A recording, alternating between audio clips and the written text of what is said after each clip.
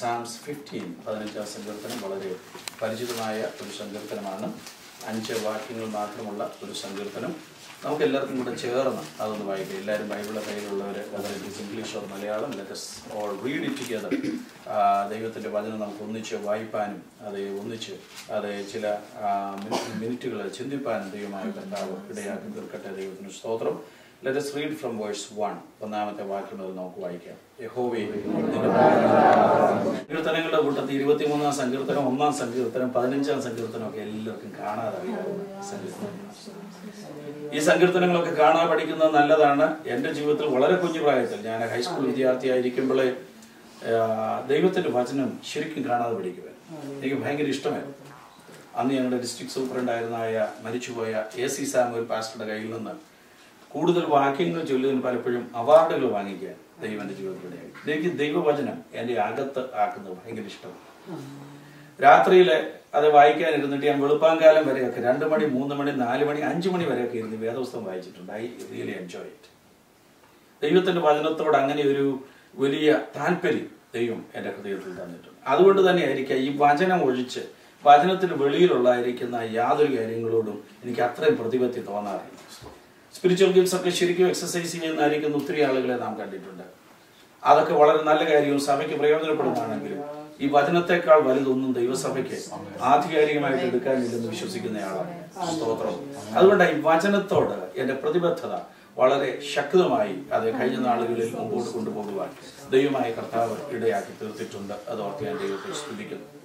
ഇന്ന് നാം വായിച്ചതായിരിക്കുന്ന സങ്കീർത്തനത്തിൽ 5 വാക്യങ്ങളാണ്. ആദ്യത്തെ ഒരു വാക്യം ചോദ്യങ്ങളും, 2 മുതൽ 5 വരെയുള്ള വാക്യങ്ങൾ അവയുടെ ഉത്തരങ്ങളുമാണ്. ഞാൻ എൻ്റെ ഭാഷയിൽ ഇതിനെ ഈ സങ്കീർത്തനത്തെ വിളിക്കാറുള്ളത് it is the capsule of Christian ethics. ക്രിസ്തീയ ധാർമ്മിക ശാസ്ത്രത്തിൻ്റെ അല്ലെങ്കിൽ ക്രിസ്തീയ ധാർമ്മികതയുടെ ക്യാപ്സ്യൂൾ എന്നാണ് ഞാൻ ഈ സങ്കീർത്തനത്തെ വിളിക്കാറുള്ളത്. എനിക്ക് അത്രമാത്രം എന്നെ സ്വാധീനിച്ചിട്ടുള്ള ഈ സങ്കീർത്തനം ക്രിസ്തീയ ജീവിതത്തിൽ നാം പാലിക്കേണ്ട മിക്കവാറും എല്ലാ കാര്യങ്ങളും വളരെ വ്യക്തമായി എഴുതിയിട്ടുള്ള ഒരു സങ്കീർത്തനമാണ് ഈ സങ്കീർത്തനം എന്ന് മനസ്സിലാക്കുവാൻ സാധിക്കും. നാം 1 സങ്കീർത്തനം കാണാതെ പഠിക്കാത്ത കൊണ്ടല്ല പലപ്പോഴും അതിനകത്തെ സംഗതികൾ നമ്മുടെ ജീവിതത്തിന്റെ ഭാഗമാക്കാത്തത്. 23 സങ്കീർത്തനം അറിയാൻ വയ്യാത്തത് കൊണ്ടല്ല അത് നമ്മുടെ ജീവിതത്തിൽ പലപ്പോഴും അതിനകത്തെ സത്യങ്ങൾ പാലിക്കപ്പെടുവാൻ കഴിയാതിരിക്കുന്നു. 15 സങ്കീർത്തനം അറിയാൻ വയ്യാത്തത് കൊണ്ടല്ല ദൈവവചന പ്രകാരം പല കാര്യവും ചെയ്യാത്തത്. നമുക്ക് പ്രസംഗങ്ങളുടെ കുറവുകൾ കൊണ്ടല്ല ഒരിക്കലും നാം നന്നാകാത്തത്. നമുക്ക് കിട്ടുന്ന അത്രയും, വിശേഷിച്ച് ഞാൻ പറയാറുണ്ട്, ഈ രാജ്യത്ത് കിട്ടുന്ന അത്രയും സൂപ്പർ സർമൺസ് ലോകത്തിൽ അത് വേറെ എങ്ങും കിട്ടാറില്ല.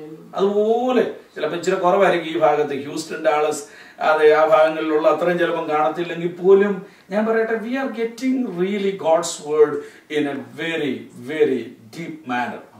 പക്ഷേ നമുക്ക് എത്ര പേർക്ക് അത് ശരിക്കും ജീവിതത്തിന്റെ ഭാഗമാക്കാൻ കഴിയും?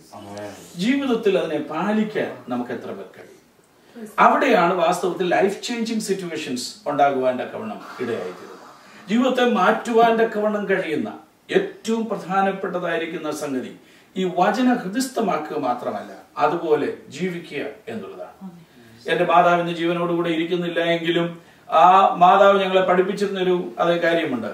സദൃശവാക്യങ്ങളുടെ പുസ്തകം എല്ലാ മാസവും വായിക്കണമെന്ന് പറഞ്ഞിട്ട് 30ാമത്തെ അധ്യായത്തിൽ എത്തുമ്പോൾ 31 ഇല്ലാത്ത മാസമാണെങ്കിൽ 2 അധ്യായം അങ്ങ് വായിച്ചേക്കണം. അതിനകത്തെ കാര്യങ്ങൾ ജീവിതത്തിൽ പ്രാവർത്തികമാക്കണം. എൻ്റെ മദറിനോട് എനിക്ക് തോന്നുന്നു ദൈവം കഴിഞ്ഞാൽ ഞാൻ ഏറ്റവും അധികം കടപ്പെട്ടയാളാണ് എൻ്റെ സ്പിരിച്വൽ ലൈഫിന്റെ ആധികാരികതയ്ക്ക്. സ്തോത്രം.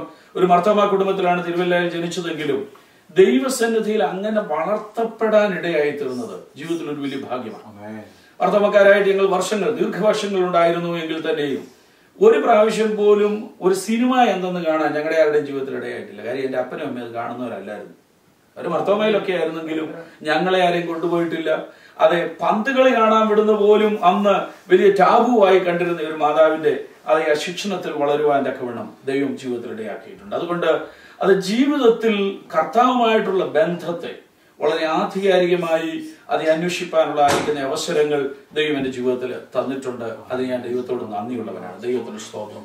സങ്കീർത്തനക്കാരൻ ചോദിക്കുന്ന 2 ചോദ്യങ്ങൾ നിങ്ങൾ നോക്കി. ആദ്യത്തെ 2 ചോദ്യങ്ങൾ എങ്ങനെയാണ് കൊടുത്തിരിക്കുന്നത്? യഹോവേ, നിന്റെ കൂടാരത്തിൽ ആര് പാർക്കും? നിന്റെ വിശുദ്ധ പർവ്വതത്തിൽ ആര് വസിക്കും? ഈ ചോദ്യങ്ങളുടെ ഉത്തരം 2 മുതൽ 5 വരെയുള്ള വാക്യങ്ങളിൽ പറഞ്ഞിരിക്കുന്ന പോലാണെങ്കിൽ ആരതിനകത്ത് കാണുമെന്ന് എനിക്കറിയാം. എത്ര പേര് അതിനകത്ത് ഉണ്ടായിരിക്കുമെന്ന് പറയാൻ എനിക്കറിയില്ല. നമ്മൾ അതിനു വേണ്ടി സ്ട്രൈവ് ചെയ്യുന്നവരായിരിക്കും. ഈ സങ്കീർത്തനം നമ്മളോട് പറയുന്നു, നിഷ്കളങ്കനായി നടന്ന് നീതി പ്രവർത്തിക്കണം, ഹൃദയപൂർവ്വം സത്യം സംസാരിക്കണം, നാവ് കൊണ്ട് കുരള പറയരുത്, കൂട്ടുകാരനോട് ദോഷം ചെയ്യരുത്, കൂട്ടുകാരന് അപമാനം വരുത്തരുത്, വഷളനെ നിന്ദ്യനായി എണ്ണണം, യഹോവ ഭക്തന്മാരെ എന്ത് ചെയ്യണം? ബഹുമാനിക്കണം, സത്യം ചെയ്തിട്ട് ഛേദം വന്നാലും എന്ത് ചെയ്യരുത്? മാറരുത്, തന്റെ ദ്രവ്യം എന്ത് ചെയ്യരുത്? പലിശയ്ക്ക് കൊടുക്കരുത്, കുറ്റമില്ലാത്തവന് വിരോധമായി കൈക്കൂലി വാങ്ങരുത്. ഇങ്ങനെ ചെയ്യുന്നവൻ ഒരു നാളും കുലുങ്ങി പോലെ. ഇത് തിരിച്ചൊന്ന് അപ്ലൈ ചെയ്ത് നോക്കി. നമ്മൾ വാസ്തവത്തിൽ ഇത് ചെയ്യുന്നവരാണ്. കൊച്ചു വാക്യം അതിനകത്തൊന്നും എടുക്കാം. വഷളനെ നിന്ദ്യനായി എന്ത് ചെയ്യണം? എണ്ണം. യഹോവ ഭക്തന്മാരെ എന്ത് ചെയ്യണം? ബഹുമാനിക്കണം. തിരിച്ചൊന്ന് ചിന്തിച്ചു നോക്കി. ഇന്നിപ്പം വഷളന്മാരെ കൂട്ടുപിടിച്ച യഹോവ ഭക്തന്മാരെ അത് ബഹുമാനിക്കാതിരിക്കും. അങ്ങനത്തെ ഒരു ലോകത്തിലേക്ക് നമ്മൾ വന്നു. തിരുവചനം പറയുന്നത് വായിക്കാൻ നമുക്കൊക്കെ ഇഷ്ടമാണെങ്കിലും അനുസരിക്കാൻ നമ്മിൽ പലർക്കും കഴിയാറില്ല. പക്ഷെ ദൈവം ആഗ്രഹിക്കുന്ന അതല്ല. ദൈവത്തിന്റെ സന്നിധിയിൽ നാം എപ്പോഴും ഓർത്തിരിക്കേണ്ടതായ ഒരു കാര്യമാണ് കർത്താവിന്റെ വചനം പറയുന്ന പോലെ ജീവിക്കുക. നമ്മൾ ഈ യോഗം അത് കൂടിയെന്നോ ആരാധിച്ചെന്നോ ഒക്കെ പറയുന്നതിനേക്കാൾ പ്രധാനപ്പെട്ട ഒരു കാര്യമാണ് നമ്മുടെ പ്രാക്ടിക്കൽ ലൈഫ് നന്നായി സൂക്ഷിക്കുക. മോശയെ കുറിച്ച് ഞാൻ വായിക്കുമ്പോൾ ഇങ്ങനെ വായിക്കാൻ തക്കവണ്ണം കഴിയുന്നുണ്ട്. മോശ മിസ്രയീമിലെ സകല അതേ സംഗതികളിലും നിപുണനായി തീർന്നു. എന്നിട്ട് 2 കാര്യം എടുത്തു പറഞ്ഞിട്ടുണ്ട്, വാക്കിലും പ്രവൃത്തിയിലും. ഉണ്ടോ? എവിടെയാണ് പറഞ്ഞിരിക്കുന്നത്?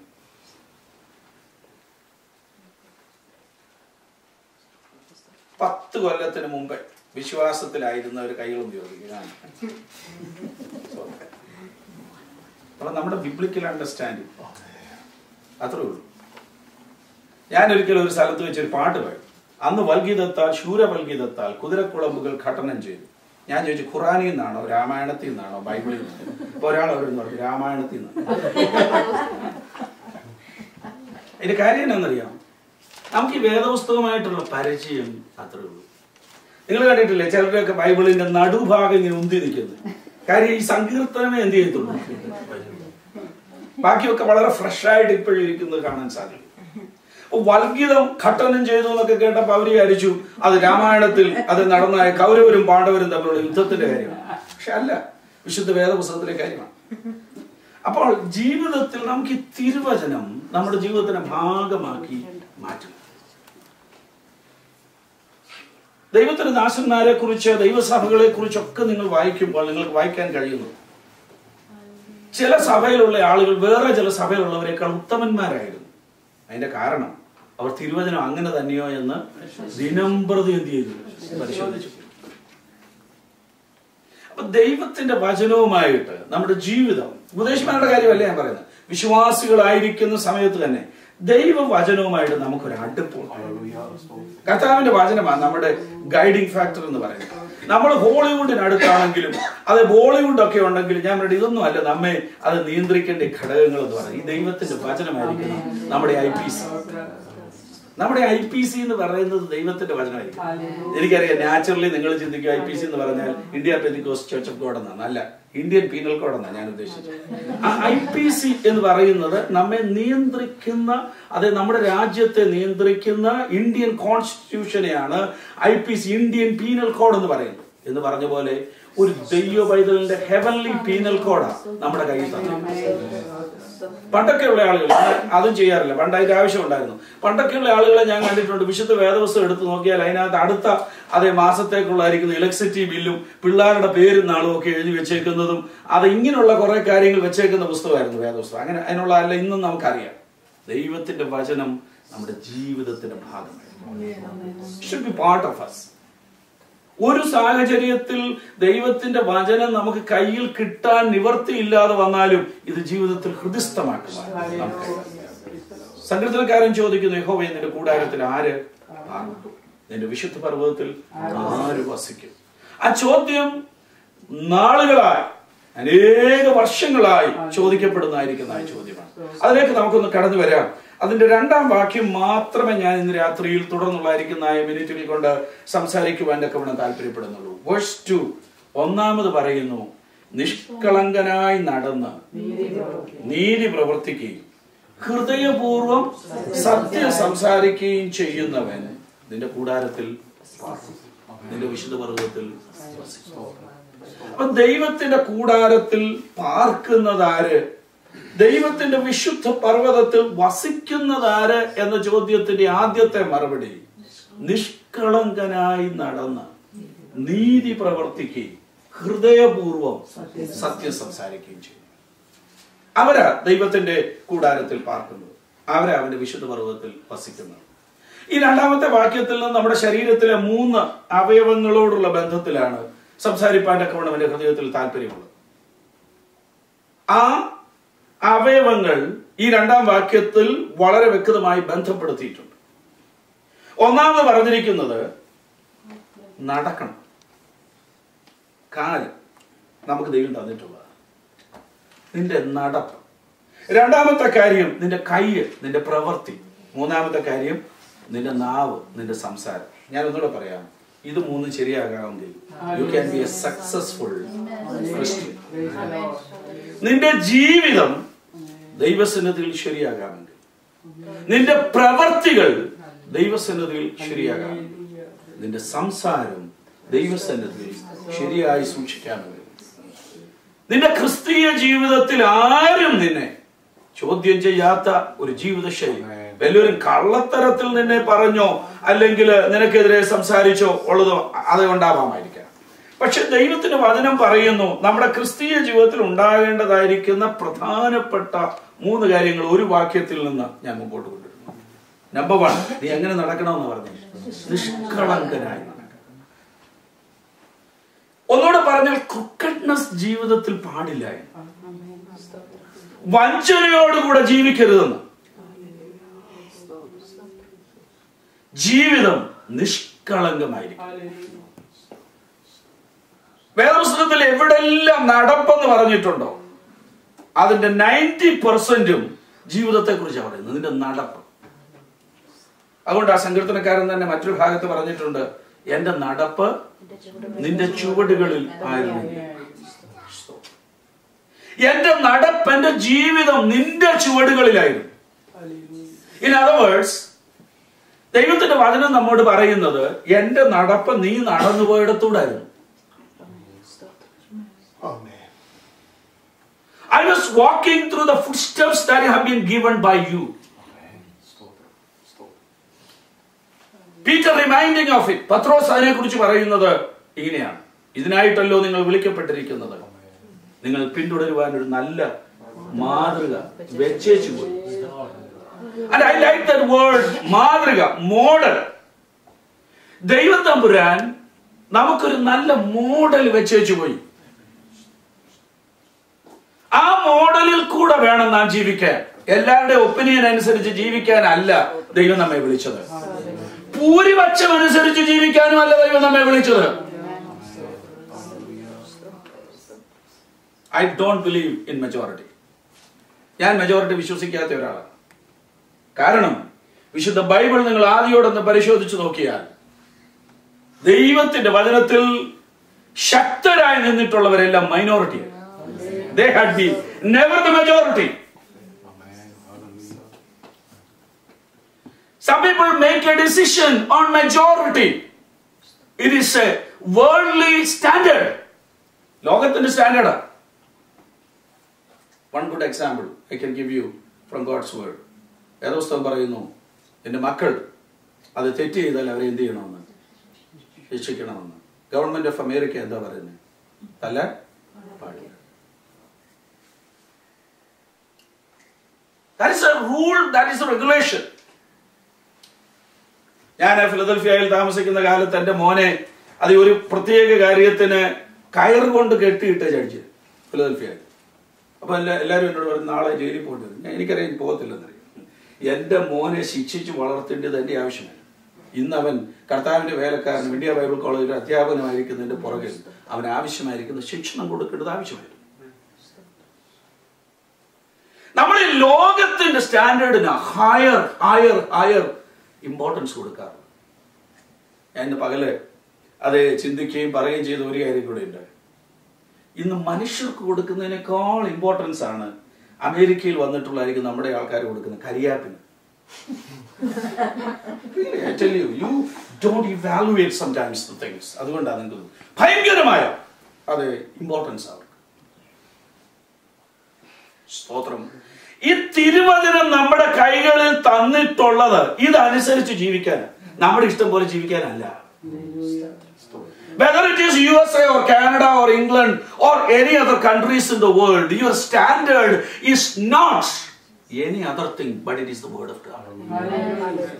അത് അംഗീകരിക്കാത്ത കാലത്തോളം നമുക്ക് ഒരിക്കലും ദൈവത്തിന്റെ വ്യവസ്ഥയിൽ മുമ്പോട്ട് പോകുവാൻ വേണം സാധ്യമല്ല. Is the majority God's will? Not necessarily. ഇവിടെ ഇരിക്കുന്ന ഒരാളിനെ കള്ളനാക്കാൻ ഇവിടെ ഇരിക്കുന്നതിൽ ഒരാൾ ഒഴിച്ച് ബാക്കി എല്ലാവരും ആൾ അങ്ങനെ ചെയ്തെന്ന് പറഞ്ഞാൽ മതി, ആ പുള്ളി കള്ളനാണ്. That's a majority. So majority is not the decision making point. ദൈവം ആഗ്രഹിക്കുന്നു ദൈവവചന പ്രകാരം ജീവിക്കണം. മെജോറിറ്റി ആണ് റൈറ്റ് എങ്കിൽ പുറപ്പാട് പുസ്തകം 30 മുതലുള്ളായിരിക്കുന്ന അധ്യായങ്ങൾ എടുത്ത് വായിക്കണം. നമുക്ക് അതിനുവേണ്ടിയുള്ള സമയമില്ല. എടുത്ത് വായിക്കേണ്ട അതൊരു ഭാഗമാണ്. നിങ്ങളത് വായിച്ചു നോക്കണം. മെജോറിറ്റി എല്ലാം കൂടെ തീരുമാനിച്ചു മോശ ഞങ്ങളുടെ ഇടയിലില്ല, അതുകൊണ്ട് ഒരു കാര്യം ചെയ്യാം. അഹരോൻ പറഞ്ഞു, നിങ്ങളുടെ കയ്യിലുള്ളായിരിക്കുന്ന കുണുക്ക് മുഴുവനും കൊണ്ടുപോവാ, അത് നിങ്ങളുടെ ആഭരണങ്ങൾ കൊണ്ടുപോവാ, ഞാൻ നിങ്ങൾക്ക് അത് നിങ്ങളുടെ മുമ്പിൽ നടക്കുന്ന ഒരു ദൈവത്തെ ഉണ്ടാക്കി തരാം. ഞാൻ കൂടുതൽ ഡീറ്റെയിൽസിലേക്ക് പോകുന്നില്ല. താൻ എന്ത് ചെയ്തെന്നറിയാമോ? ഒരു കാളക്കുട്ടി ഉണ്ടാക്കി അവിടെ നിർത്തിയേച്ച് ആ ഉപദേശി, ഞങ്ങളുടെ കാര്യം പറഞ്ഞ നിങ്ങൾക്ക് വിഷമമില്ല, ആ പ്രീസ്റ്റ് ഇങ്ങനെ പറഞ്ഞു, നിങ്ങളെ മിസ്രൈമിൽ നിന്നും കൊണ്ടുവന്ന യഹോവയായത്. ജനമെല്ലാം കൂടി ആർപ്പിട്ടു, തിന്നാനിരുന്നു, കുടിക്കാനിരുന്നു, അവസാനിച്ചത് അസന്മാർഗീയത. So majority is not the right. Always the right is what the word of God says. ദൈവവചനം നിന്നോട് പറയുന്നതാ നിന്റെ ജീവിതത്തിന്റെ ഏറ്റവും പ്രധാനപ്പെട്ടതായിരിക്കും. ഞാൻ ഒറ്റപ്പെടേണ്ടി വന്നിട്ടുണ്ട് ഒത്തിരി ഇടങ്ങളിൽ. ഞാനല്ല സുഖത്തിൽ അത് ഈ ക്രിസ്തീയ ജീവിതം ചെയ്ത ഒരാളെ അല്ല. ഞാൻ അത് മാസ്റ്റർ ഓഫ് തിയോളജി പഠിക്കുവാൻ വേണ്ടി ബാംഗ്ലൂരിൽ യുണൈറ്റഡ് തിയോളജിക്കൽ കോളേജിലേക്ക് പോയി. ആദ്യം അവിടെ പഠിക്കുന്ന പെന്തിക്കോസുകാരനായിരുന്നു ഞാൻ അറിഞ്ഞുകൊണ്ട് പോയത്. ഞാനവിടെ ചെന്ന് ആ ക്ലാസ് റൂമിൽ എന്റെ സാർ എന്നെ പഠിപ്പിക്കുമ്പോൾ പുകവലിക്കുമായിരുന്നു. എന്നെ പഠിപ്പിച്ച സാറ് തന്നെ വൈകിട്ട് ശിവാജി നഗറിൽ കുടിച്ചേച്ച് കിടക്കുമ്പം ഞങ്ങൾ വഴി കണ്ടാൽ എടുത്തുകൊണ്ട് വരുമായിരുന്നു. ക്രിസ്തീയ ജീവിതത്തിന്റെ മാനദണ്ഡങ്ങൾ എന്താണെന്ന് അറിയാവുന്ന, ഈ തിരുവചനത്തിന്റെ സത്യങ്ങൾ എന്താണെന്ന് ഗ്രഹിച്ചാൽ എനിക്ക് അവിടുത്തെ എല്ലാ കാര്യത്തിലും കോപ്പറേറ്റ് ചെയ്യാൻ ഒക്കത്തില്ലായിരുന്നു. ഒരു പ്രാവശ്യം പോലും അവർ നടത്തിയ ലോർഡ് സപ്പർ കുർബാന ഞാൻ സ്വീകരിച്ചിട്ടില്ല. എന്നെ നടുക്ക് കസേരയിലിരുത്തി അവർ കൂകിയിട്ടുണ്ട്. ഞാൻ അവരുടെ പല കാര്യങ്ങളിൽ പാർട്ടിസിപ്പേറ്റ് ചെയ്യുകയാണ് ചെയ്യുന്നത്. പക്ഷേ എനിക്കതൊന്നും വലിയ കാര്യമായി തോന്നിയില്ല. എനിക്ക് എന്റെ കർത്താവിന്റെ മുമ്പിൽ നല്ല ഹൃദയത്തോടെ നിൽക്കാൻ ദൈവം തന്ന ആ കാഴ്ചപ്പാടും ദർശനവുമാണ് അത് ജീവിതത്തിന് അനുഗ്രഹമായി തീരാൻ.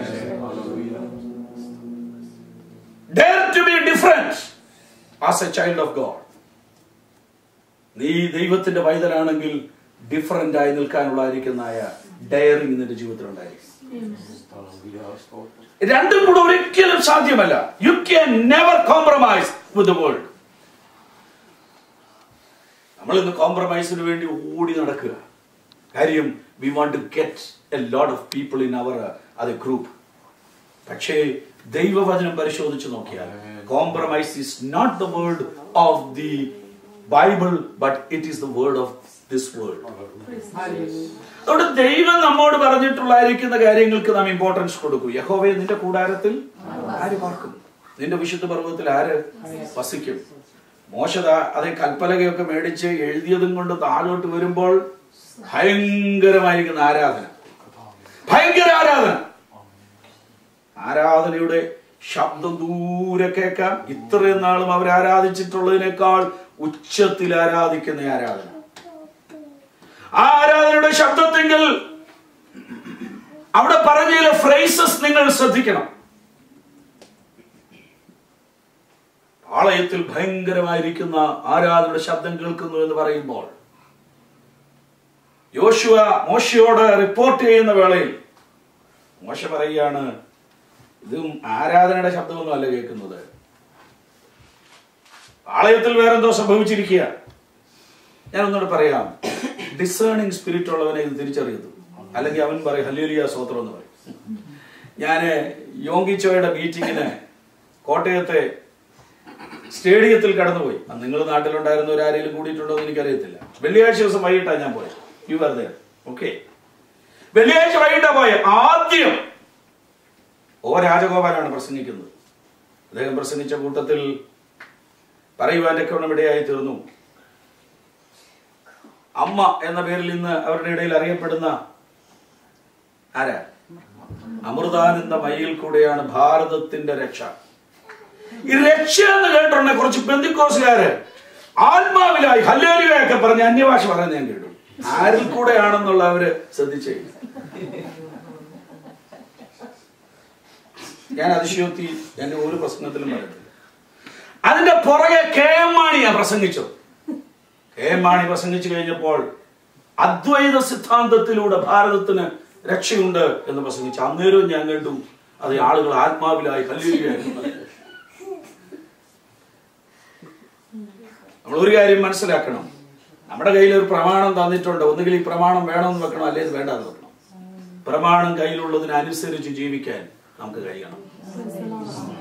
അബ്രഹാം ചോദിക്കുന്ന ഒരു ചോദ്യമുണ്ട്, യഹോവേ നിന്റെ കൂടാരത്തിൽ ആര് പാർക്കും? നിന്റെ വിശുദ്ധ പർവ്വതത്തിൽ ആര് വസിക്കും? ഈ ആരാധന കേട്ടൊന്ന് വിളകുന്നവനല്ല മോശ. അവൻ വന്നപ്പോൾ പാളയത്തിൽ ഭയങ്കരമായിരിക്കുന്ന ബഹളം നടക്കുന്നു. അവൻ വന്നിട്ട് ലേവി ഗോത്രത്തിനോട് പറഞ്ഞതായിരിക്കും. ലേവി ഗോത്രത്തോടല്ല പറഞ്ഞപ്പോ അവസാനം അവരാ സ്വീകരിച്ചു. അവരെന്ത് ചെയ്യുന്നറിയാമോ? അവരുടെ വാള് അരക്കി കെട്ടി. അപ്പനെന്നോ അമ്മയെന്നോ മക്കളെന്നോ നോക്കാതെ വചനമനുസരിച്ച ഒരു ട്രൈബാണ് ഈ ലേവി ഗോത്രം. സ്വന്തം അപ്പന്റെ മുഖത്ത് നോക്കി വെട്ടേണ്ടി വന്നു, സ്വന്തം അമ്മയുടെ മുഖത്ത് നോക്കി വെട്ടേണ്ടി വന്നു, സ്വന്തം ആങ്ങളമാരുടെയും അല്ലെങ്കിൽ പെങ്ങന്മാരുടെയും മുഖത്ത് നോക്കി വാളുപയോഗിക്കേണ്ടതായി വന്നു. വചനത്തിന് വ്യവസ്ഥയ്ക്ക് നിൽക്കുന്ന ആളുകൾ. Praise the Lord, praise the Lord. അതിനുവേണ്ടി നിന്നതുകൊണ്ടാണ് ഞാൻ ഈ വേദപുസ്തകം വായിച്ച് വളരെ സന്തോഷിച്ചിട്ടുള്ള ഒരു സംഗതി. നിങ്ങൾ ചിലപ്പോൾ അധികം ശ്രദ്ധിച്ചിട്ടില്ലായിരിക്കാം. ഈ ദൈവകൃപയിൽ നിന്നതുകൊണ്ട് അവരുടെ ജീവിതത്തോടുള്ള ബന്ധത്തിൽ ദൈവം എന്താണ് സംസാരിച്ചത് എന്ന് നിങ്ങൾക്ക് തിരുവചനത്തിൽ നിന്ന് നോക്കുവാനൊക്കെ അത് കഴിയും. ആവർത്തന പുസ്തകം 33-ാം അധ്യായം, ആവർത്തന പുസ്തകം 33-ാം അധ്യായം അതിന്റെ 8 മുതലുള്ള വാക്യങ്ങളൊന്ന് വായിച്ചാട്ടെ. വെച്ച് പരീക്ഷിക്കുകയും കലഹജലത്തിങ്കൽ നീ പൊരുകയും ചെയ്തവന്റെ പക്കൽ തന്നെ അവൻ അപ്പനെയും അമ്മയെയും കുറിച്ച് ഞാൻ അവരെ കണ്ടില്ല എന്ന് പറഞ്ഞു. സഹോദരന്മാരെ അവൻ ആദരിച്ചില്ല, സ്വന്തം മക്കളെ നോർത്തതുമില്ല. നിന്റെ വചനം അവർ പ്രമാണിച്ചു, നിന്റെ നിയമം കാത്തുകൊള്ളുകയും ചെയ്തു. സമയത്തിന്റെ പരിമിതിയിൽ ഞാൻ അത് ആ ഭാഗങ്ങളെല്ലാം വായിപ്പിച്ച് അത് നിങ്ങളോട് സമയം എടുക്കാൻ പറയുന്നില്ല.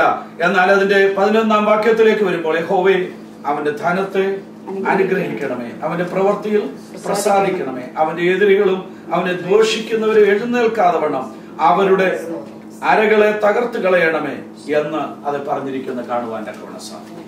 ദൈവത്തമ്പുരാൻ ഒരുത്തനെ ആദരിക്കുന്നതിന്റെ പുറകിൽ ആരും അറിയാത്ത ഒത്തിരി സീക്രട്സ് ഉണ്ട്. കർത്താവിന് വേണ്ടി നിന്ന ഈ ലേവി ഗോത്രത്തെ മറന്നു കളയുവാൻ തക്കവണ്ണം ദൈവത്തിന് കഴിഞ്ഞില്ല. ദൈവം പറഞ്ഞു, ഈ അനുഗ്രഹങ്ങൾ ഊറീമും തുമ്മീമും നിന്റെ പക്കൽ തന്നെയാണ് ഇരിക്കേണ്ടത്. വെളിപ്പാടും സത്യവും നിന്റെ പക്കലാണ് ഇരിക്കേണ്ടത്. അവനെ ഒരു ഗോത്രമായി ദൈവം തെരഞ്ഞെടുത്ത് ഈ ശുശ്രൂഷയുടെ നടുവിൽ നിർത്താൻ കാരണം അവൻ ദൈവത്തെ ആദരിച്ചവനാണ്.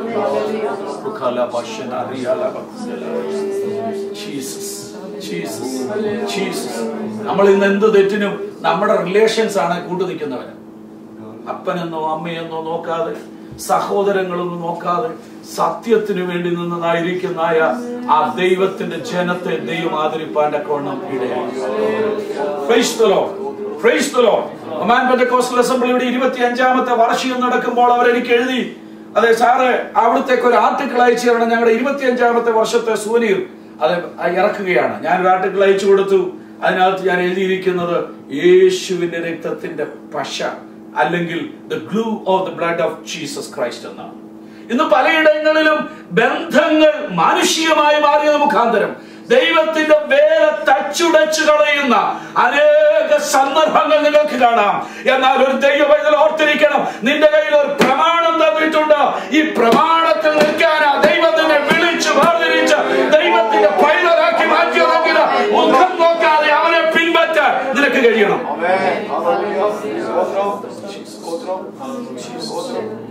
പത്രോസ് വിളിച്ചു പറഞ്ഞത് അതുകൊണ്ടാണ്, പിന്തുടരാൻ വേണ്ടി ഒരു മാതൃക വെച്ചേച്ചു പോയിരിക്കുന്നു.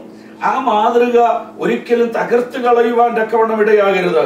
ദൈവത്തിന്റെ വചനം പറയുന്നത് 21ാം വാക്യം മുതൽ, ഇതിനായിട്ടാണ് നിങ്ങളെ വിളിച്ചിരിക്കുന്നത്. ഏതിനായിട്ട്? ക്രിസ്തു നിങ്ങൾക്ക് വേണ്ടി കഷ്ടം അനുഭവിച്ച് നിങ്ങൾ അവന്റെ കാഴ്ചയോട് പിന്തുടരുവാൻ ഒരു മാതൃക വെച്ചേച്ചു പോയിരിക്കുന്നു. എന്നിട്ട് വായിക്കുന്നു എങ്ങനെയാണ്? അവൻ പാപം ചെയ്തിട്ടില്ല. അതാ അവന്റെ മാതൃക. സൗകര്യം കിട്ടുമ്പോൾ പാപം ചെയ്യുന്നവനായിട്ടല്ല എന്റെ യേശുവിനെ കാണാൻ തക്കവണ്ണം കഴിയുന്നു. അവൻ പാപം ചെയ്തിട്ടില്ല. പിന്നെ അവന്റെ വായിക്കുന്നുവെങ്കിൽ കാര്യം അങ്ങനെ ഒരു ആളിനെ നിങ്ങൾക്ക് വേറെ എവിടെയെങ്കിലും കാണാമോ? അങ്ങനെ ഒരു നേതാവിനെ നിങ്ങൾക്ക് പറയാമോ? അങ്ങനെ മുൻപിൽ നിന്ന് നയിക്കാൻ കഴിയുന്നതായിരിക്കുന്ന ഒരു ലീഡർഷിപ്പിനെ നിങ്ങൾ എവിടെയെങ്കിലും കണ്ടിട്ടുണ്ടോ? Is the model. ഞാൻ അതുകൊണ്ടാണ്, ഞാൻ ഒരു പ്രസ്ഥാനത്തിലെ ആളാണെങ്കിലും അത് എന്റെ മോഡൽ കർത്താവ്. എന്റെ ഫസ്റ്റ് ലോയൽറ്റി എന്റെ കർത്താവുമായിട്ട്, അത് കഴിഞ്ഞുള്ള ലോയൽറ്റി ഒക്കെ മതി. My first loyalty always goes to my Jesus Christ. ദൈവത്തിന്റെ വചനത്തിൽ സങ്കീർത്തനക്കാരൻ ചോദിച്ച ചോദ്യം, യഹോവേ നിന്റെ കൂടാരത്തിൽ ആര് പാർക്കും? നിന്റെ വിശുദ്ധ പർവ്വതത്തിൽ ആര് വസിക്കും? ഒന്നാമത് പറഞ്ഞു, നീ നിഷ്കളങ്കനായി നടക്കണം. കഴിഞ്ഞ ഞായറാഴ്ച ഒരു വാചകത്തിൽ അത് നിങ്ങളോട് ഈ കാര്യം ഒന്ന് പറഞ്ഞ ഒരു വാചകം പറഞ്ഞത് എനിക്ക് ഓർമ്മയുണ്ട്. സ്തോത്രം. നിഷ്കളങ്കൻ എന്ന് പറഞ്ഞാൽ വിവരമില്ലാത്തവനെന്നല്ല. ഞാനന്ന് നിങ്ങളോട് പറഞ്ഞു. ചില സഹോദരിമാരുടെ വായന അത് കേട്ടിട്ടുള്ളത് കൊണ്ടാണ് പറഞ്ഞത്. ഞങ്ങളുടെ അച്ചായൻ വളരെ നല്ല അച്ചായനാ, പക്ഷെ ആളൊരു നിഷ്കളങ്കനാ. പുള്ളിക്കൊരു കഴകത്തുമില്ല. കഴകത്തില്ലാത്തവനല്ല നിഷ്കളങ്കൻ. നിഷ്കളങ്കൻ എന്ന വാക്കിന്റെ അർത്ഥം വളരെ ശക്തമായി തിരുവചനം പറയുന്നു, ബ്ലെയിംലെസ് എന്നാണ്. ഇംഗ്ലീഷിൽ നിങ്ങൾക്ക് നോക്കിക്കോ, അവിടെ അങ്ങനെ തന്നെ എഴുതിയിരിക്കുന്നു, ബ്ലെയിംലെസ്ലി. ആരും പിടിച്ചു നിർത്തി നിന്നെ കുറ്റം പറയുന്ന ഒരു ജീവിത ശൈലിയുമായി നീ ജീവിക്കരുത്. പെന്തിക്കോസ് എന്ന് വന്നിട്ടുള്ളായിരിക്കുന്ന ഈ കാലഘട്ടം അത് പരിശോധിച്ചു നോക്കാമെങ്കിൽ എല്ലാറ്റിനും കൂട്ടുനിൽക്കുന്നതായ ഒരു സമൂഹമായി, കാശുണ്ടെങ്കിൽ എന്തും നടക്കുന്ന ഒരു സമൂഹമായി, സകലതും 3 കല്യാണം കഴിച്ചവനെയും പിന്നെ കല്യാണം കഴിപ്പിക്കാനുള്ള പാസ്റ്ററെ കിട്ടും, കാശ് കൊടുത്താൽ മതി. അത്ര അധപ്പതിച്ച രീതികളിലേക്ക് നാം പോയിക്കൊണ്ടിരിക്കുകയാണ്. Where is the standard? Where is the morality that we keep? ദൈവം ആഗ്രഹിക്കുന്ന നമ്മുടെ സ്റ്റാൻഡേർഡ് ദൈവവചന പ്രകാരമുള്ളതായിരിക്കും. സ്തോത്രം. 10ാം ക്ലാസ് പാസ്സാകാത്തവനും ഡോക്ടറായി മാറുന്ന ഒരു സിറ്റുവേഷൻ ഇന്ന് പെന്തിക്കോസിലുള്ളത്. സ്തോത്രം. ഇന്ന് കാശുണ്ടെങ്കിൽ ഓർഡിനേഷൻ അത് ഇഷ്ടം പോലെ കിട്ടുന്ന ഒരു കാലഘട്ടം. ദൈവത്തിന്റെ വചനത്തിൽ നിങ്ങൾ ചിന്തിച്ചു നോക്ക്. വചനം പറയുന്നു നീ ബ്ലെയിംലെസ് ആയി നടക്കണം. അതേപോലെ വലിയ കാര്യമായിട്ട് നമ്മൾ കരുതരുത്. ചിലർ പറഞ്ഞ് ഞാൻ വളരെ കഷ്ടപ്പെട്ട ഒരു കള്ളം പറയാതെ അന്ന് രക്ഷപ്പെട്ടത്.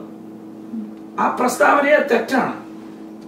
നിന്റെ നോർമൽ ലൈഫ് കള്ളം പറയാത്തതായിരിക്കും. അതൊരു വലിയ കാര്യം സാധിച്ചു പോലൊന്നും പറയരുത് കേട്ടോ. ദൈവം ആഗ്രഹിക്കുന്ന ഈ ശൈലിയിൽ ജീവിക്കുവാൻ നീ സത്യം പറഞ്ഞതുകൊണ്ട് നിനക്ക് എന്തെങ്കിലും നഷ്ടം വരുമെന്നോ ആരെങ്കിലും നിന്റെ പ്രോഗ്രസിനെ തടയുമെന്നോ നീ ചിന്തിക്കുന്നതിന്റെ തെറ്റാണ്.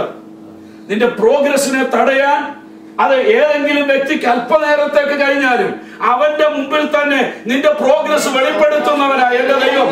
ആ ദൈവത്തെയാണ് നീ സേവിക്കുന്നത്. ആരുടെയും കയ്യടി വാങ്ങിക്കാൻ, ആരെയും പ്ലീസ് ചെയ്യാൻ ഞാൻ പ്രസംഗിക്കാറില്ല. സ്തോത്രം, സ്തോത്രം. നിങ്ങൾക്കറിയാം, ഇങ്ങോട്ട് വരികയാണെങ്കിൽ നിശ്ചയമായിട്ടും റിട്ടേൺ ടിക്കറ്റ് ഇല്ലാതെ ഞങ്ങൾക്ക് വരാനൊക്കെ. അപ്പൊ അതുകൊണ്ട് അതിലും പേടിക്കാറില്ല. നാട്ടിലാണെങ്കിലും ഒരു കൺവെൻഷന് പോയാൽ 3 പ്രാവശ്യം തിരിച്ചു പോകാനുള്ള കാശും കൊണ്ടേ ഞാൻ പോകുന്നു. കാര്യം ദൈവം എന്നെ ഏൽപ്പിച്ച ദൂത് പറഞ്ഞ് ഈ സഭയിൽ ഒരുത്തന് പിടിച്ചില്ലെന്നിരിക്കട്ടെ, എനിക്ക് തിരിച്ചു പോകാനുള്ള വകുപ്പ് എന്റെ കാണും. വിശ്വാസക്കുറവായിരിക്കും, but still I will carry the മണി.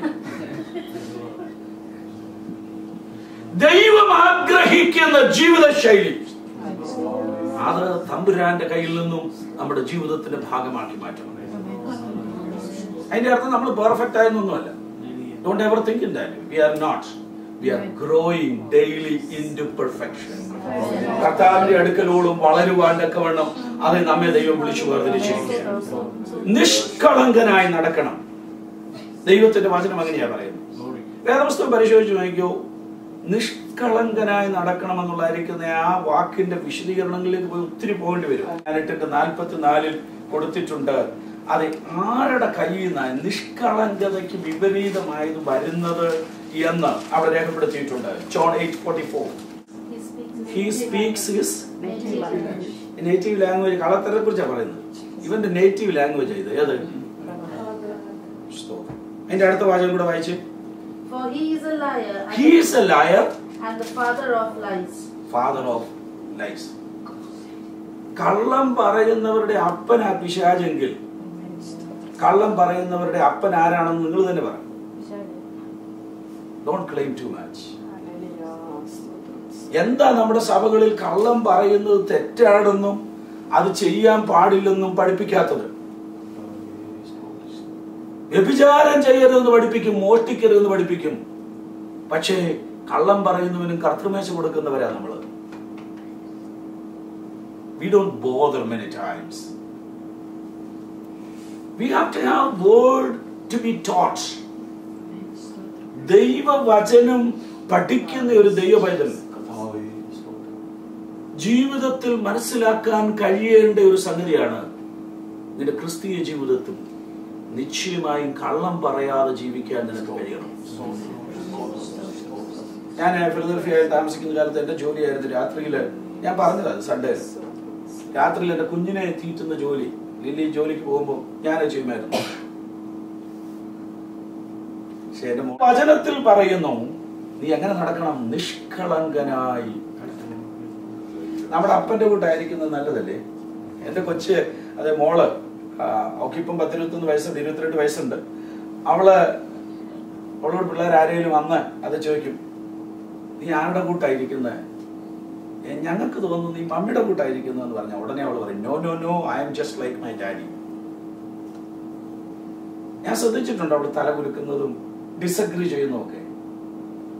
മമ്മിയുടെ കളറായിരുന്നു, പക്ഷേ എന്റെ ഫേസ് കട്ട് ആൾക്കുള്ളത്. അത് കേൾക്കുമ്പോൾ എനിക്കൊരു സന്തോഷം. എന്റെ കൊച്ചെന്നോട് പറയുന്നു, അതെ ഞാൻ ഡാഡിയുടെ കൂട്ടായിരിക്കുന്നു. ഞാൻ ഈ വൈകവേളയിൽ കൊച്ചു കാര്യം പറയാം. നിന്നെ നോക്കിയാൽ നിന്റെ അപ്പന്റെ പ്രതിച്ഛായ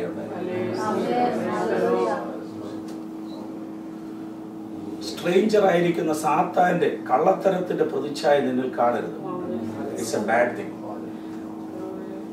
ഇന്നാരെ നോക്കിക്ക് അയൽവക്കത്തെ ഇന്നാരുടെ കൂട്ടിരിക്കുന്നു പറഞ്ഞാൽ എത്ര നാണക്കേടായില്ലേ? ദൈവമക്കളെ, ദൈവസന്നിധിയിൽ സീരിയസ് ആയി മനസ്സിലാക്കേണ്ട തിരുവചനം നമ്മോട് പറയുന്നു, നിഷ്കളങ്കനായി നടക്കണം. ചിലർ പറയുന്നത് ഇങ്ങനെ പറ്റത്തില്ലെന്നാ പറയുന്നത്. ഞാൻ പറയുന്നത് പറ്റുമെന്ന് പറയും. നമുക്ക് അങ്ങനെ പ്രാക്ടീസ് ചെയ്ത് ജീവിക്കാം. ഞങ്ങൾ ഈ രാജ്യത്ത് ജീവിച്ചതാണ്, അതുകൊണ്ടാണ് യു ക്യാൻ പ്രാക്ടീസ്. എന്റെ ഭാര്യ ജോലി ചെയ്യുന്ന സമയത്ത് ഒരു പ്രാവശ്യം പോലും അവൾ ജോലി ചെയ്യുന്നതായിരിക്കുന്ന ഓഫീസിൽ സിക്ക് വിളിച്ചിട്ടില്ല. ഒരു കൊച്ചു ഉദാഹരണം ഞാൻ പറയാം. അതിന്റെ സിമ്പിൾ റീസൺ, സിക്ക് അല്ലാതെ സിക്ക് വിളിക്കുകയെന്ന് പറഞ്ഞു.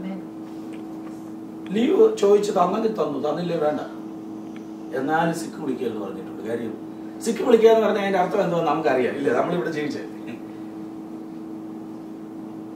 ഒരു കുഞ്ഞു കാര്യം പറഞ്ഞ ഞാൻ പെർഫെക്ഷൻ പറയുകയല്ല. ജീവിതത്തിൽ ഞാൻ വർക്ക് ചെയ്യുന്ന, ഞാൻ കോളേജിന്റെ പ്രിൻസിപ്പലായി വർക്ക് ചെയ്യുന്ന എന്റെ ഓഫീസിൽ ലില്ലി വർഷങ്ങൾക്ക് മുമ്പ് Philip sir, pastor PS Philip, അത് അവിടുത്തെ പ്രിൻസിപ്പൽ ആയിരിക്കുമ്പോൾ അവിടുത്തെ സെക്രട്ടറി ആയിട്ട് വർക്ക് ചെയ്തിട്ട് ഞാനൊരു എഴുത്ത് പോസ്റ്റ് ചെയ്യാൻ കൊടുത്താൽ എന്നോട് പറയും, daddy give me the envelope also. ഓഫീസിൽ ഒരു എൻവലപ്പ് എടുക്കുന്നില്ല. നമ്മളൊന്നും അങ്ങനെ ചെയ്യാറില്ല. നമ്മൾ ചിലപ്പോൾ നമ്മുടെ ഓഫീസിൽ എൻവലപ്പ് ഉണ്ടെങ്കിൽ എടുക്കാറ്. We have to know one thing, we can live if we want. നമുക്ക് വേണമെങ്കിൽ ജീവിക്കാം. We want, if we are really ready, we can live a life that is according to the word of God. ചില നഷ്ടങ്ങളൊക്കെ വരുമായിരിക്കും. വീട്ടിൽ കാണുന്ന പലതും ചിലപ്പോൾ നമ്മുടെ വീട്ടിൽ ഇന്ന് കണ്ടെന്ന് വരത്തില്ല. യഹോവേ നിന്റെ കൂടാരത്തിൽ ആര്? എല്ലാവർക്കും ജീവിക്കാവുന്ന ഒരു ജീവിതശൈലിയാണ് ദൈവത്തിന്റെ വചനം നമ്മോട് പറയുന്നത്. ഉൽപ്പത്തി പുസ്തകം 6-ാം അധ്യായത്തിന്റെ 9-ാം വാക്യം വേഗത്തിൽ. തലമുറയിൽ അവൻ ആരുടെ കൂടെ നടന്നു? ദൈവത്തോട് കൂടെ. ദൈവത്തിന്റെ കൂടെ നടന്ന നോഹയുടെ ലക്ഷണങ്ങളിൽ ഒന്നാണ് അവൻ നീതിമാനും തന്റെ തലമുറയിൽ. എനിക്ക് എന്നെ ഒത്തിരി അട്രാക്ട് ചെയ്തിട്ടുള്ള ഒരു പദം അതിനകത്ത്. നോഹ തന്റെ തലമുറയിലായിരുന്നു ആരായിരുന്നത്? നിഷ്കളങ്കനായ. ചിലർ ഇനി ഇരിക്കുക അടുത്ത ജന്മത്തിൽ നിഷ്കളങ്കരായിട്ട് ജീവിക്കുക. No, God wants you to be blameless in this generation, in front of your children, in front of your husband, in front of your wife, in front of your church, that you have to live.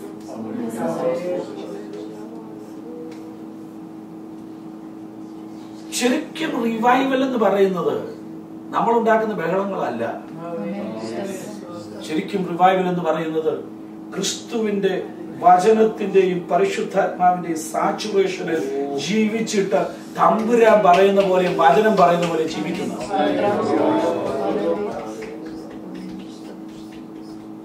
ഭയങ്കര തകർപ്പൻ spirituality കാണിക്കുകയും അടുത്ത നിമിഷത്തിൽ ദേഷ്യം വരുമ്പോൾ കൈയെടുത്ത് അടിക്കുകയും ചെയ്യുന്ന, ചീത്ത വിളിക്കുന്ന ആളുകളെ ഞാൻ കണ്ടിട്ടുണ്ട്. സ്പിരിച്വാലിറ്റി അകത്തില്ലാത്തത് കൊണ്ടാണ്.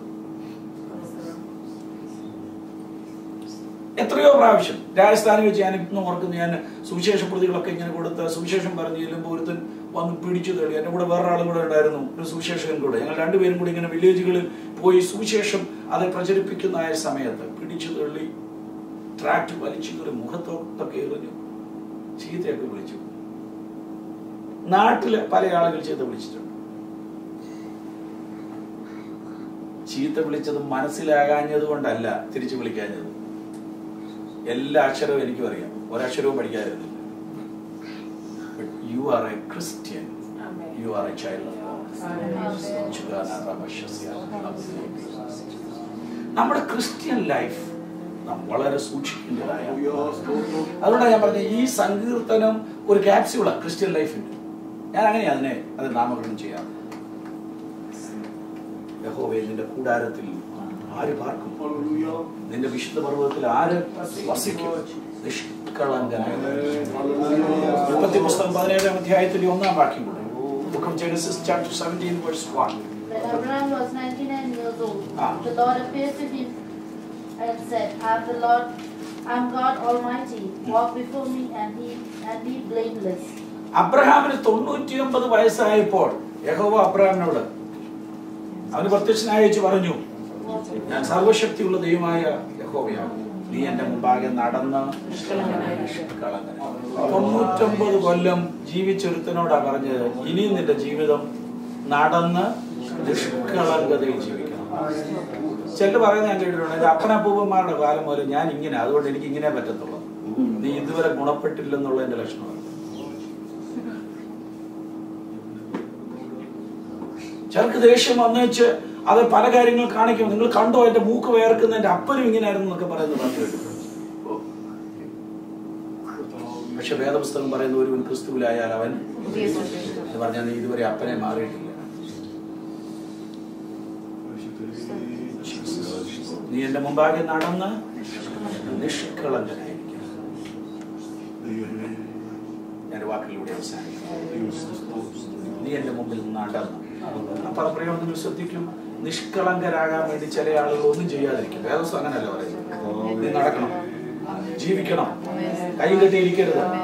എനിക്കൊരു പഴിയും ദൃശ്യമൊന്നും കേൾക്കാമേ, ഞാൻ അവിടെ ഒരു കാര്യത്തിലും ഇടപെടത്തില്ല. That is not the right way. ദൈവം നിനക്ക് തന്ന ശക്തിക്ക് അനുസരിച്ച് കർത്താവിന് വേണ്ടി ചെയ്യാവുന്നതിന് മാക്സിമം ചെയ്യണം. അവിടെയാ നിന്റെ അത് നിഷ്കളങ്കത വെളിപ്പെടുത്തേണ്ടത്. ദൈവം ആഗ്രഹിക്കുന്ന ജീവിത ശൈലിയിൽ മുമ്പോട്ട് പോകുവാൻ നമ്മുടെ ജീവിതം കൊണ്ട് നമുക്ക് കഴിയണം. പടിഞ്ഞാറൻ നാടുകളിലെ ആളുകളെ മാത്രമല്ല, കിഴക്കൻ നാടുകളിലെ ആളുകളെയും വേദപുസ്തകം അങ്ങനെ തന്നെയാണ് ചിത്രീകരിച്ചിട്ടുള്ളത്. യോബിന്റെ പുസ്തകം 1-ാം അധ്യായം 1-ാം വാക്യത്തിൽ കൊടുത്തിരിക്കുന്ന ഊസ് ദേശത്ത് യോബിന് പേരുണ്ടായിരിക്കുന്ന ഒരു പുരുഷനുണ്ടായിരുന്നു. അവൻ നിഷ്കളങ്കനും നേരുള്ളവനും ദൈവഭക്തനും ദോഷം ഈസ്റ്റ്. നിഷ്കളങ്കനും നേരുള്ളവനും ദൈവഭക്തനും ദോഷം വിട്ട് അകലുന്നവനുമായിരുന്നു. നമ്മുടെ ജീവിതശൈലിയെ കുറിച്ച് ഒരു നിമിഷം ചിന്തിക്കുക. വചനം കേൾക്കാഞ്ഞിട്ടല്ല, വചനം കയ്യിലില്ലാഞ്ഞിട്ടല്ല, നമ്മുടെ ജീവിതത്തിൽ ഞാനോട് ചോദിക്കട്ടെ, നിങ്ങൾ ദൈവസന്നിധിയിൽ ആത്മാവിൽ ആരാധിക്കുന്ന ഒരു ദൈവവേദനാണ്. ഇന്ന് വരെ അത് കളവ് പറയുന്നത് നിർത്തിയിട്ടില്ല. ഇന്ന് കർത്താവിനോട് തീരുമാനിച്ചു, I will stop saying lies. Whatever may be the outcome. ഇതിന്റെ പരിണിത ഫലം എന്തായിരുന്നാലും കർത്താവെ, ഞാൻ നേര് സംസാരിക്കുവാൻ, നേര് മാത്രം പറയുവാൻ ഞാൻ ദൈവസന്നിധിയിൽ തീരുമാനിക്കുന്നു. അതിന് എന്റെ ഭർത്താവിനോടായാലും ഭാര്യയോടായാലും മക്കളോടായാലും സത്യം സംസാരിക്കുവാൻ ഞാൻ എന്നെ തന്നെ സമർപ്പിക്കുന്നു. ദൈവസഭയിൽ സത്യമുള്ള വ്യക്തിയാണ്. ദൈവത്തിന് വേണ്ടി പ്രയോജനപ്പെടുവാൻ ഞാൻ എന്നെ സമർപ്പിക്കുന്നുവെന്ന് ദൈവസന്നിധിയിൽ നിങ്ങളെ തന്നെ സമർപ്പിച്ചു. കണ്ണിൽ ഒരു നിമിഷം അടച്ചാണ്. ഇന്ന് രാത്രി ദൈവത്തിന്റെ പരിശുദ്ധാത്മാവിന് നിങ്ങളുടെ ജീവിതത്തോട് എന്തെങ്കിലും സംസാരിക്കുവാൻ കഴിഞ്ഞെങ്കിൽ അത് സ്വീകരിച്ച് വിനയത്തോടെ ദൈവത്തിന് നന്ദി പറയാം. വേറെ ആരും കാണണ്ട, വേറെ ആരും അറിയില്ല. കർത്താവേ, കഴിഞ്ഞ ദീർഘവർഷങ്ങളിൽ ഞാൻ ഒരു ദൈവപൈതലായി ജീവിച്ചു, പക്ഷേ ഇതുവരെയും നിഷ്കളങ്കതയോടെ ജീവിക്കാൻ ഞാൻ എന്നെ തന്നെ ദൈവകരങ്ങളിൽ സമർപ്പിക്കുന്നുവെന്ന് കർത്താവിനോട് പറഞ്ഞു. നിങ്ങളുടെ തീരുമാനം കർത്താവ് മാത്രം പറഞ്ഞാൽ ഞാൻ ആരെയും കൊണ്ട് കൈകൊണ്ടിരിക്കുന്നില്ല. But if you have decided that, God will be very, very happy. And as a servant of God, I will rejoice with you that you have taken a decision in your life and you will be pleasing God. സ്വർഗ്ഗത്തിലെ ദൈവം അതിനായി നമ്മെ സഹായിക്കും.